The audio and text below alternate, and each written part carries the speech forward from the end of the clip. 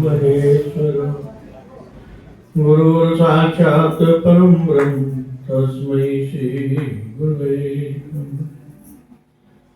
सच्चिदानंद रूपाय विश्वोत्पत्त्यादि Hathaway तापत्रय विनाशाय श्री कृष्णाय वयं नमः।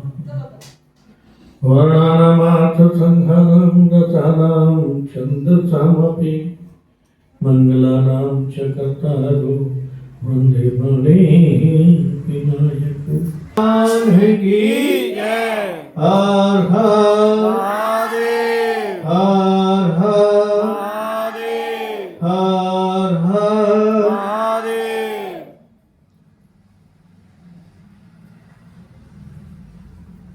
सनत कुमार जी ने जो उन्होंने अपने गुरु व्यास जी से श्रवण किया था,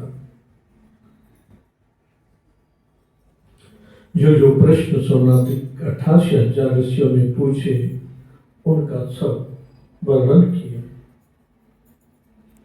आगे पूछते हैं कि हे ऋषियों, अब आपको क्या सुनने की इच्छा है?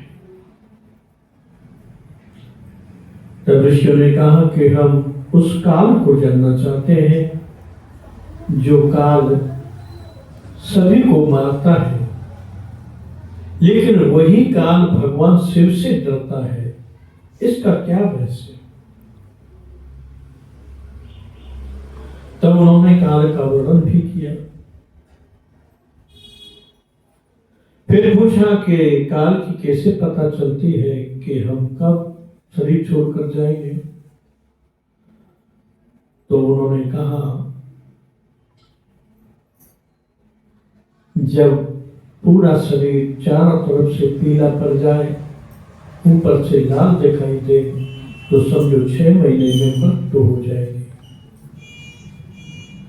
आंखों से सूर्य चांद तारे की रोशनी धुंधली दिखाई दे, तो 6 महीने में मृत्यु हो जाएगी।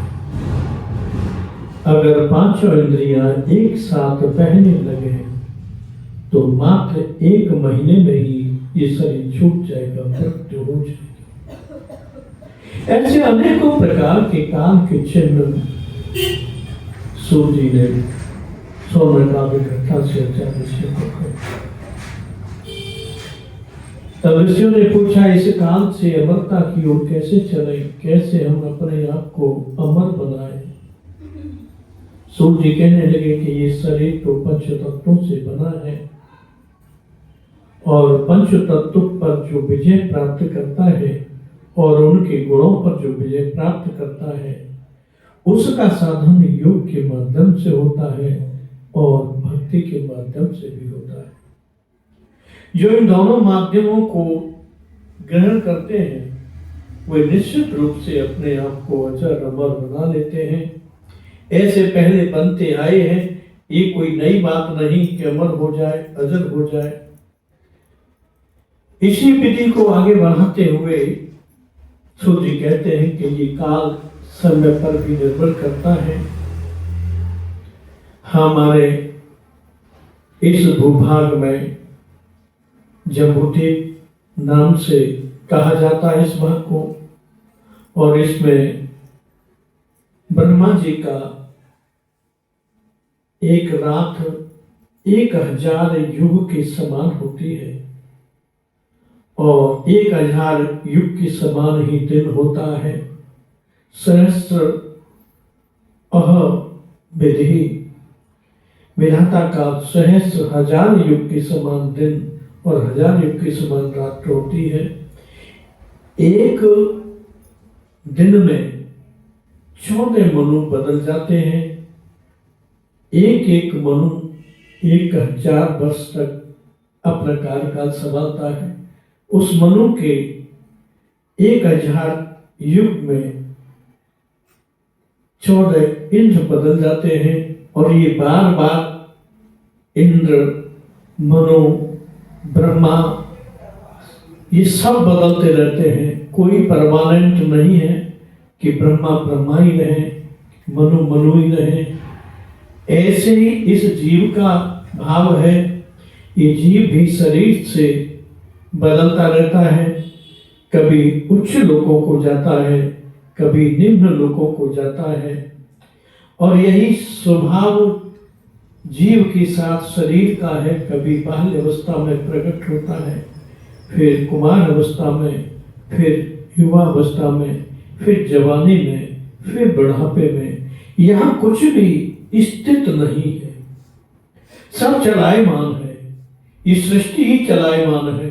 इस सृष्टि का निर्माण माया के द्वारा होता है, इसलिए माया चलायमान है और ये सृष्टि भी चलायमान है।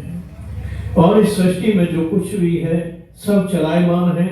इस चलायमान को छोड़कर जो चलायमान नहीं है उसमें जब ध्यान एकाग्र होता है तो फिर अमर हो जाते हैं, अजर भी हो जाते हैं। ऐसा शास्त्रों में वर्णन भी मिलता है और ये संतों से भी सत्संग में प्राप्त होता है। समय के साथ फिर सृष्टि का वर्णन किया कि सृष्टि की रचना कैसे होती है। सृष्टि की रचना में अनेकों ब्रह्मा अपने अपने समय पर आते हैं। कभी वो जल के द्वारा निर्माण करते हैं सृष्टि का, कभी वायु के द्वारा निर्माण करते हैं, कभी अग्नि के द्वारा निर्माण करते हैं। इस तरह से ये सृष्टि बार बार जन्मती और मरती रहती है। कभी कभी ये सृष्टि अजर अमर भी बन जाती है, जो बहुत उपद्रव करने के कारण शंकर जी उसका संहार करते हैं। फिर अंत में उन्होंने कहा कि जब सूर्य की किरणों से समस्त प्राणी जलने लगे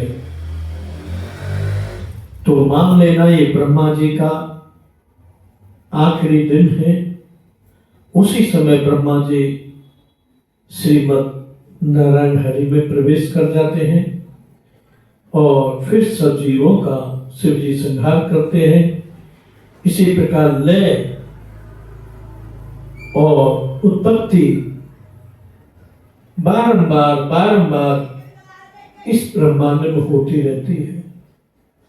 जो एक बार सनातन सत्य प्रभु परम ब्रह्म परमेश्वर में अपने मन को लगा लेता है, वो जन्म मरण के दुख से रहित हो जाता है। ये विश्वास का विषय है, श्रद्धा का विषय है। जब किसी संत में, गुरु में विश्वास होता है, उनके मुखारबिंद से जब कोई मंत्र योग मिलता है, दीक्षा मिलती है और उस दीक्षा में जो सत्य नियम धर्म का पालन करता है, अपने को मन क्रम वचन से गुरु की समर्पण कर देता है। जय गुरु, जो कुछ मेरे पास है सब आपका है, मैं तो एक निमित्त मात्र हूँ, आपकी आज्ञा से ही ये सब चल रहा है और चलाता रहूंगा। मेरा भगवान के चरणों में श्री मन लगा रहे, आपके चरणों में मेरा मन लगा रहे, मैं आपकी और शास्त्रों की आज्ञा के अनुसार जीवन जीता रहूं। ऐसे भाव से अंत तक है जिसके हृदय में ऐसा संचार रहता है, वो निश्चित रूप से आगे की यात्रा प्रशस्त करता है, प्रशस्त करता है। अर्थात वो जन्म मरण के दलदल से रहित होकर अंत में मुक्ति को प्राप्त करता है। बोलो सच्चिदानंद भगवान की जय। गोविंद हरे गो